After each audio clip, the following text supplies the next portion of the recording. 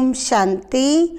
1 जून 2022 साकार मुरली।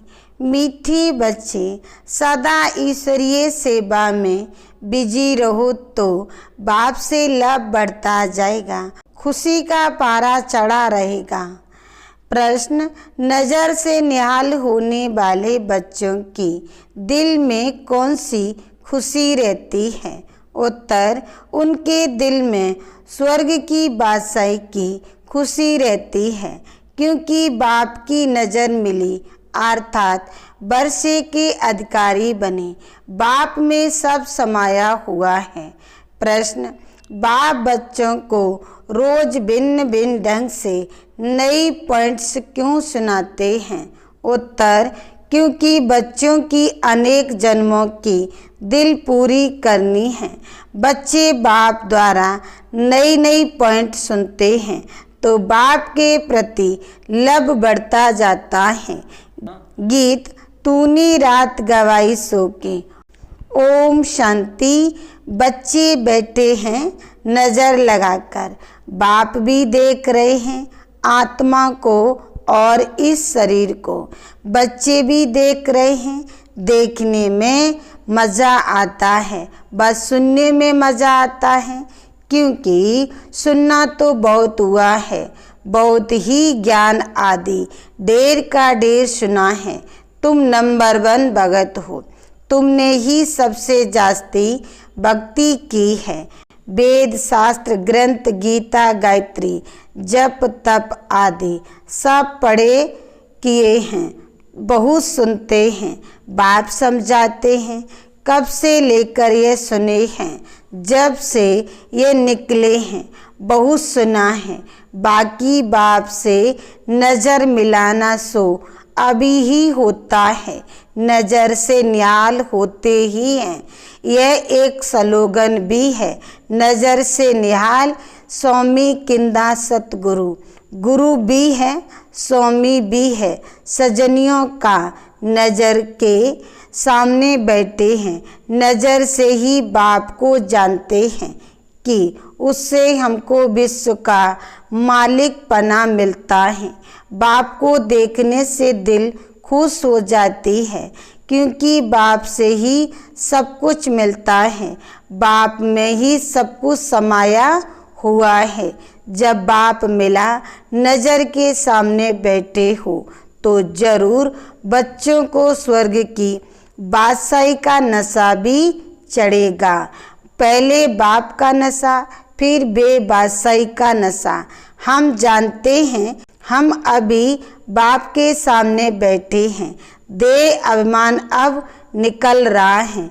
हम आत्मा इस शरीर के साथ चक्र लगाते, पाठ बजाते बजाते अब हमारा बाप भी सम्मुख बैठा है। बाप के साथ खुशी होती है वर्षे की।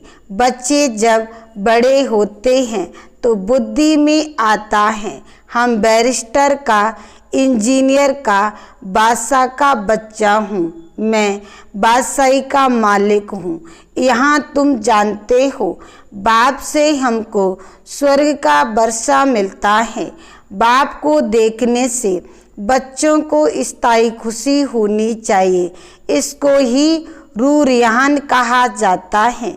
जो सुप्रीम बाप है, सबका बैठ आत्माओं से बात करते हैं। आत्मा इस शरीर द्वारा सुनती है। ये एक ही बार ऐसा होता है कि बाप को याद करते करते जब वे आते हैं और नज़र मिलाते हैं तो 21 जन्मों के लिए वर्षा दे देते हैं। ये तुम बच्चों को याद रहना चाहिए। बच्चे जो हैं वे भूल जाते हैं, भूलना नहीं चाहिए। बाबा की नज़र के सामने होने से ही समझते हैं हम बाबा के साथ बैठे हैं। बाबा को देखने से खुशी का पारा चढ़ता है और बाप बैठ नई नई पॉइंट समझाते हैं। बाप से बच्चों का पूरा लव हो जाए, आत्मा अपनी दिल पूरी कर दे, क्योंकि बिछड़ी हुई है, अनेक प्रकार के दुख देके हैं।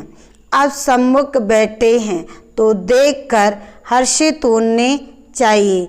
बाप के सम्मुख होने से हर्षित होते हो, बाप से दूर होने से भी इतना हर्षितपना रहता है। विवेक कहता है बाहर तो बहुत बातें सुनते हैं तो बुद्धि और तरफ चली जाती है। ये जो मधुबन में बच्चे बैठे हैं सम्मुख सुनते हैं, बाबा प्यार से कशिश करते हैं। देखो तुम्हारा कितना मीठा कितना प्यारा बाबा है, तुमको स्वर्ग में जाने लायक बना रहे हैं। बच्चे स्वर्ग के मालिक थे, अब ड्रामा अनुसार सब कुछ गमा दिया है। राज्य गमाना और पाना ये तो बड़ी बात नहीं, तुम ही इस बात को जानते हो। दुनिया में करोड़ों आत्माएं हैं परंतु कोटों में कोई मुझे पहचानता है। मैं क्या हूँ और कैसा हूँ, मैं जो हूँ जैसा हूँ, मेरे द्वारा क्या मिलता है, ये समझते हुए भी बंडर है जो माया बुला देती है। ऐसे नहीं कि सम्मुख वालों को माया बुलाती नहीं है, सम्मुख वालों को भी माया बुला देती है। शिव बाबा में पूरा लव होना चाहिए। लव कैसे बढ़े? जो बाबा से हम उच्च वर्षा लेवे। बाप कहेंगे खिदमत सेवा करो। बाप बच्चों की खिदमत करते हैं। बच्चे जानते हैं बाबा दूर देश से आया है। निश्चय बुद्धि बच्चों को कभी डगमग नहीं होना चाहिए, मूझना नहीं चाहिए, परंतु माया बहुत जबरदस्त है। बाबा तो श्रृंगार कर रहे हैं, मनुष्य को देवता बनाते हैं। यह स्कूल है ही देवता बनने का। पवित्र दुनिया का मालिक बनने के लिए यह मेहनत है। बाबा सिर्फ कहते हैं मुझे याद करो। मनुष्य जब मरते हैं तो उनको कहते हैं राम को याद करो, परंतु राम को जानते ही नहीं तो याद से कोई फायदा ही नहीं। तुमको तो बाप की पूरी पहचान है। तुम आते ही हो शिव बाबा के पास। वह तो निराकार है, क्रिएटर है। क्रिएट कैसे करे? प्रजापिता ब्रह्मा को भी क्रिएटर कहते हैं। ब्रह्मा द्वारा मनुष्य सृष्टि पैदा होती है, इसलिए प्रजापिता ब्रह्मा कहा जाता है। तुम अब ब्राह्मण बने हो, तुम्हारी आत्मा अब अच्छी रीत जानती है कि हम शिव बाबा के पोत्रे ब्रह्मा के बच्चे बने हैं। तुम बच्चे चाहते हो हमारे विक्रम विनाश हो जाए और हम विजय माला में नज़दीक परोज जाएं, तो बाबा को बहुत याद करना पड़े। फिर तुम कर्म योगी भी हो। घरबार संभालते पवित्र रहना है, कमल फूल समान। यह मिसाल कोई सन्यासियों से नहीं लगता है। वह घर गृहस्थ में रहते कमल फूल समान पवित्र रह नहीं सकते, ना किसको कह सकते हैं। जो जैसा है वैसा ही बनाएगा। सन्यासी ये कह नहीं सकते कि कमल सम पवित्र हो। अगर कहे ब्रह्म को याद करो, वह भी हो नहीं सकता। कहेंगे तुमने तो घरबार छोड़ा है, हम कैसे छोड़ें? तुम ही घर गृहस्थ में रह नहीं सकते तो दूसरों को कैसे कह सकते? वह राजयोग की शिक्षा दे ना सके। अभी तुम सभी धर्म वालों के राज को समझ गए हो। हर एक धर्म को फिर अपने समय पर आना है। कलयुग से फिर सतयुग होना है। सतयुग के लिए चाहिए आदि सनातन देवी देवता धर्म और कोई धर्म वाले मनुष्य को देवता बना नहीं सकते। उन्हों को जाना ही मुक्ति में है, सुख है ही स्वर्ग में। जब हम देवी देवता बने तब दूसरे धर्म वाले मुक्ति में जाए। जब तक हम जीवन मुक्ति धाम स्वर्ग में नहीं गए हैं तब तक कोई मुक्ति में जा नहीं सकते। स्वर्ग और नरक इकट्ठा रह नहीं सकते। हम जीवन मुक्त का वर्षा पाएंगे तो जीवन बंद वाले रहने नहीं चाहिए। तुम जानते हो इस समय है संगम। तुम ही कल्प के संगम पर बाबा से मिलते हो, दूसरे कोई मिल ना सके। दूसरे समझते हैं ये तो कलयुग है। हम अभी कलयुग में नहीं हैं। बाबा से स्वर्ग के लिए फिर से वर्षा पा रहे हैं। हम ही जीते जी मरकर बाप के बने हैं। जो एडाप्ट होते हैं उन्हें दोनों जान का मालूम पड़ता है। फलाने के थे अब फलाने के बने हैं। वे अपने मित्र संबंधी आदि सबको जानते हैं। दोनों तरफ का मालूम रहता है। तुम बच्चे जानते हो इस दुनिया से हमने लंगर उठा लिया है। अभी हम जा रहे हैं। इससे हमारा कोई ताल्लुक नहीं है। ये भगवान अपने बच्चों से यानी परम पिता परमात्मा शालिग्राम बच्चों से बात कर रहे हैं। भगवान को आना है परंतु जानते नहीं हैं। बाप को न जानने के कारण मूझ पड़ते हैं। इतनी सहज बात कोई भी नहीं समझते, याद करते हैं। तुम जानते हो हम आत्मा शरीर लेकर पाठ बजाती हैं। हम परम धाम से आती हैं। वहाँ परम पिता परमात्मा भी रहते हैं। मनुष्य तो न आत्मा को न परमात्मा को जानते हैं। कैसे भगवान आकर मिलेगा, क्या करेगा, कोई भी नहीं जानते हैं। गीता में सारा रंग लिख दिया है, नाम ही बदल दिया है। बाप पूछते हैं तुम मुझे जानते हो ना? कृष्ण थोड़ी ऐसे कहेंगे तुम मुझे जानते हो। उनको तो सारी दुनिया जानती है। वे ज्ञान दे ना सके तो जरूर समझाना चाहिए। भगवान रूप बदलता है परंतु कृष्ण नहीं बदलता। कृष्ण के तन में नहीं आते हैं। यह है ब्रह्मा, वह है ही कृष्ण की आत्मा। सिर्फ थोड़ी सी बात में भूले हैं। यह है कृष्ण के 84वें जन्म की आत्मा जो फिर आदि में कृष्ण बनता है। अंतिम जन्म में कृष्ण पद पाने के लिए पुरुषार्थ कर रहे हैं। ये कितनी गुप्त बातें हैं। जरा सी बात भूल गई है, इसमें बड़ी तिरकमबाजी है। तुम जानते हो हम कृष्ण के घराने के थे। अब शिव बाबा से फिर से राजभाग ले रहे हैं। हमारी बुद्धि में कृष्ण बैठता नहीं है। मनुष्य तो कह देते हैं कृष्ण भगवान बाज, कुछ भी सिद्ध नहीं होता है।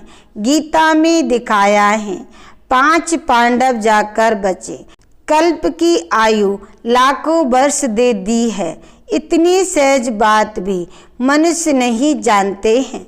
तुम कितने इशारे से समझ सकते हो कि हम ही सूर्यवंशी घराने के थे। अब सूर्यवंशी से शूद्रवंशी में आए हैं, फिर ब्राह्मण से देवता बनते हैं। वर्णों को भी बुद्धि में रखना पड़ता है। उन्होंने वर्णों को भी आधा कर दिया है।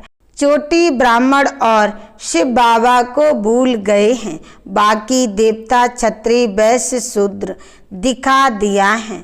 ब्राह्मण तो जरूर चाहिए ना। ब्रह्मा की औलाद कहाँ गई, ये कोई की बुद्धि में नहीं बैठता। तुमको बाप अच्छी रीत समझाते हैं। तुमको बुद्धि में अच्छी रीत धारण करना है। जो नॉलेज बाप की बुद्धि में है वह तुम्हारे में भी रहनी चाहिए। मैं तुम आत्माओं को आप समान बनाता हूँ। जो सृष्टि चक्र की नॉलेज मेरे में है वह तुम्हारी बुद्धि में भी है। बुद्धिवान चाहिए बाबा के साथ योग भी हो और घड़ी घड़ी विचार सागर मंथन होता रहे। तुम अब सम्मुख बैठे हो, समझते हो, बाबा तो बिल्कुल सहज समझाते हैं। कहते भी हैं आत्मा परमात्मा अलग रहे बहुकाल। सतगुरु मिला दलाल के रूप में पढ़ाते हैं। दलाल अथवा सौदा कराने वाले बाप इन द्वारा आकर अपने साथ सौदा कराते हैं। तुम जानते हो दलाल को याद नहीं करना है। दलाल द्वारा हमारी सगाई होती है शिव बाबा से। तुम सब बीच वाले दलाल हो। कहते हैं परम पिता परमात्मा से तुम्हारा क्या संबंध है? तुम सगाई कराने की युक्ति रचते हो, फिर प्रजापिता का नाम भी देते हो। वर्षा शिव बाबा से मिलता है। स्वर्ग का रचयिता है ही वह, स्वर्ग का रचयिता ही वह है।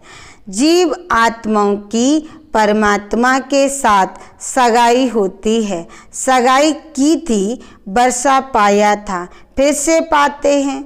तुम जानते हो हमारा कल्प कल्प के संगम का यही धंधा है और कोई भी आत्माओं की परमात्मा से सगाई नहीं कराते हैं। सगाई भी उनसे कराते हैं जो विश्व का मालिक बनाते हैं। यह है ऊंचे ते ऊंच रूहानी सगाई। रूहानी सगाई करना कल्प कल्प बाप से ही सीखते हैं। कल्प कल्प ऐसा होता है, कल्प कल्प मनुष्य देवता जरूर बनते हैं, देवता से फिर मनुष्य बनते हैं। मनुष्य तो मनुष्य ही हैं, परंतु क्यों लिखा है मनुष्य से देवता की न लागी देर, क्योंकि देवता धर्म स्थापन करते हैं। तुम भी जानते हो इस सगाई से हम मनुष्य देवता बन रहे हैं। सब कहते हैं क्रास्ट से 3000 वर्ष पहले भारत हेवन था, परंतु बुद्धि में नहीं आता है। भारत पहले स्वर्ग था। अभी भी कितने मंदिर बनाते हैं, परंतु सबकी उतरती कला है, हमारी है चढ़ती कला। चढ़ती कला में 1 सेकंड लगता है। अच्छा, मीठे मीठे सिकिलदे बच्चों प्रति माता पिता बाप दादा का याद प्यार और गुड मॉर्निंग। रूहानी बाप की रूहानी बच्चों को नमस्ते। धारणा के लिए मुख्य सार। पहला पॉइंट, कभी भी किसी बात में मूझ कर निश्चय में ऊपर नीचे नहीं होना है। घरबार संभालते कर्म योगी होकर रहना है। विजय माला में नज़दीक आने के लिए पवित्र जरूर बनना है। दूसरा पॉइंट, बुद्धिवान बनने के लिए ज्ञान का विचार सागर मंथन करना है। सदा खिदमत सेवा में तत्पर रहना है। आप समान बनाने की सेवा करनी है। वरदान, बाबा शब्द की स्मृति से हद के मेरेपन को अर्पण करने वाले बेहद के बैरागी भव। सार में कहा, कई बच्चे कहते हैं मेरा यह गुण है, मेरी शक्ति है, यह मेरी गलती है।